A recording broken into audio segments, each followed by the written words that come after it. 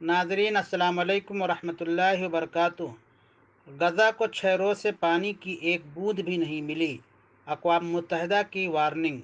फ़लस्तीन के जंगज़दा इलाके गज़ा की पट्टी में गुज़िश्ता एक हफ़्ते से जारी इसराइल की बर्बरियत के नतीजे में इंसानी बहरान अलमिया में बदल रहा है। गुज़िश्ता 6 रोज़ से गज़ा की पट्टी को पानी का एक कतरा भी नहीं दिया गया।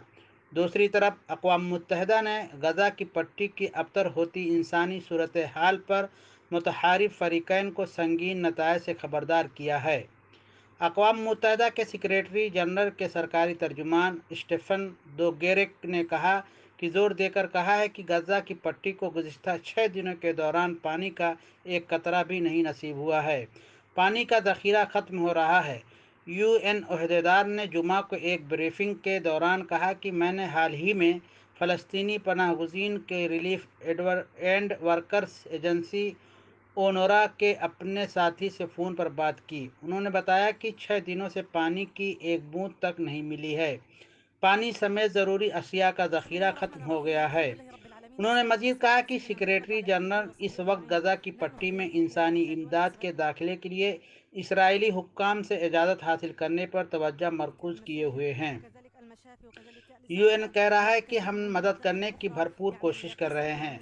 अक़वाम मुत्तहिदा के तर्जुमान ने कहा है कि हर मुमकिन कोशिश कर रहे हैं और हम इसराइल के साथ मिलकर काम कर रहे हैं। इस हवाले से हम मिस्र के साथ भी मिलकर काम कर रहे हैं। अक़वाम मुत्तहिदा ने कहा कि 48 घंटों में बड़े पैमाने पर तबाही हो सकती है। कबल अदी जुमा के रोज़ रूस में फ़लस्तीनी सफ़ीर अब्दुल हफीज़ नोफेल ने कहा था कि गज़ा में तमाम रसद ख़त्म होने के बाद फ़लस्तीन शहरी आबादी को मज़ीद 2 दिन तक इंसानी इमदाद फराहम कर सकेगा। आलमी इदारा सेहत के सरकारी तर्जुमान तारिक यासिर ने जनेवा में एक प्रेस कॉन्फ्रेंस के दौरान कहा कि पट्टी में सेहत की देखभाल का निज़ाम इंतहाई नाजुक हालत में है। दूसरी तरफ इसराइली वज़ीर मवासिलात ने इंकशाफ किया है कि गज़ा में तमाम इंटरनेट खिदमात हफ्ते के रोज़ से मुअत्तल कर दी जाएंगी। वक्त आने पर इसराइल के ख़िलाफ़ कार्रवाई के लिए तैयार हैं हिज़्बुल्लाह। लबनान की ईरानी हमायत याफ्ता हिज़्बुल्लाह तहरीक ने जुमा को कहा कि वो सही वक्त आने पर इसराइल के ख़िलाफ़ जंग में अपने फ़लस्तीनी इत्तेहादी हमास के साथ शरीक होने के लिए मुकम्मल तौर पर तैयार होगी। हिज़्बुल्लाह के नायब सरबराह नईम कासिम ने उस वक्त बात कही कि जब कि हमास और इसराइल के दरमियान 7वें रोज़ भी शदीद गोलाबारी जारी है।